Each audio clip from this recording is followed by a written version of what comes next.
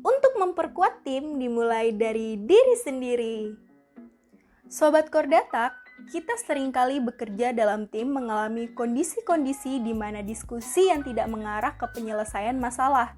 Diskusi menjadi memanas dan hasil yang diharapkan sangat sulit untuk didapatkan. Kita merasa bahwa orang-orang yang ada di tim bukanlah orang yang tepat, dan pada akhirnya akan menjadi kerugian bagi semua orang. Tim dibentuk dari individu-individu yang kompleks, dengan preferensi, keterampilan, pengalaman, perspektif, dan kebiasaan yang berbeda. Hal ini akan menjadi tantangan tersendiri untuk mewujudkan tim yang kuat dan mampu bekerja sama dengan berkelanjutan. Untuk mendukung hal tersebut, kita bisa mengembangkan 3 kemampuan dasar yang meliputi internal self-awareness, external self-awareness, dan personal accountability. Kita masuk ke pembahasan pertama, internal self-awareness. Kemampuan ini adalah kemampuan memahami diri sendiri. Kemampuan ini melibatkan pemahaman perasaan, keyakinan, nilai-nilai diri kita, dan dampaknya terhadap orang lain. Ketika kita tidak mampu memahami diri sendiri, kita lebih cenderung menyerah pada kesalahan atribut mendasar, yaitu percaya bahwa perilaku orang lain adalah hasil dan niat atau karakter negatif, dan percaya bahwa perilaku sendiri disebabkan oleh keadaan. Kemampuan kesadaran diri internal yang rendah biasanya melihat keyakinan dan nilai mereka sebagai kebenaran. Mereka gagal memperluas perspektif atau belajar bagaimana bekerja dengan orang-orang yang memiliki pemikiran yang berbeda. Untuk memulai mengembangkan kemampuan dasar ini, kita bisa merenungkan sejenak saat kita dihadapkan situasi yang menantang dan emosional dengan pertanyaan seperti, emosi apa yang saya alami? Apa yang saya asumsikan tentang orang lain atau situasinya?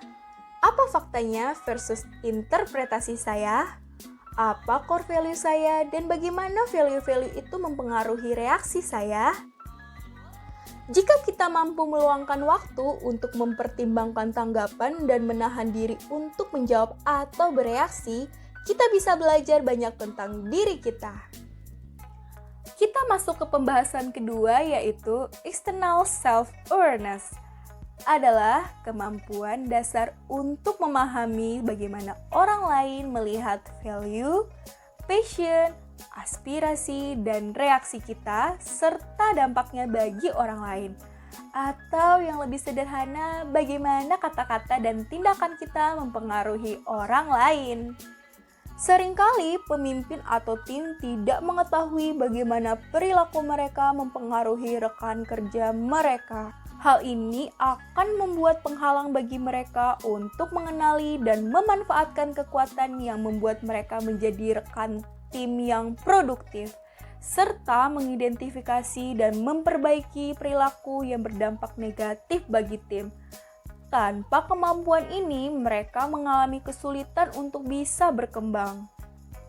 Untuk membangun kemampuan ini dimulai dengan mengamati reaksi orang lain selama berdiskusi atau juga menyediakan waktu khusus untuk meminta rekan tim untuk memberikan umpan balik yang spesifik dan langsung untuk merubah cara berinteraksi dengan rekan tim.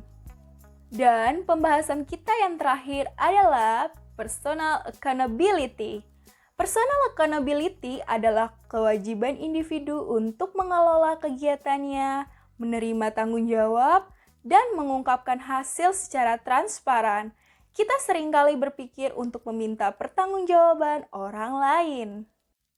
Tetapi pemimpin dan tim yang paling efektif adalah yang lebih fokus untuk meminta pertanggungjawaban diri mereka sendiri. Kita seringkali menyalahkan atau mengkritik orang lain, membela diri, berpura-pura bingung, atau sama sekali menghindari masalah yang ada. Untuk menjadi pemimpin atau rekan tim yang memiliki personal accountability, kita bisa melakukan tahapan seperti ini. Yang pertama, mengenali masalah yang ada. Jangan berusaha untuk menghindari dari masalah yang ada. Yang kedua, menerima bahwa kita adalah bagian dari masalah.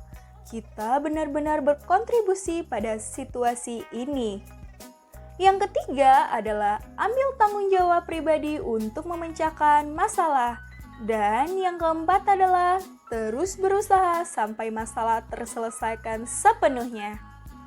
Perubahan kecil dalam pola pikir akan berdampak langsung pada perilaku dan dapat berdampak positif yang signifikan pada seluruh tim.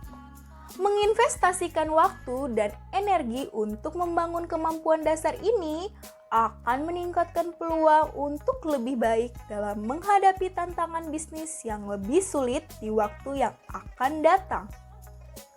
Nah, bagaimana Sobat Kodatak? Apakah kita mulai hari ini untuk meningkatkan kemampuan ini?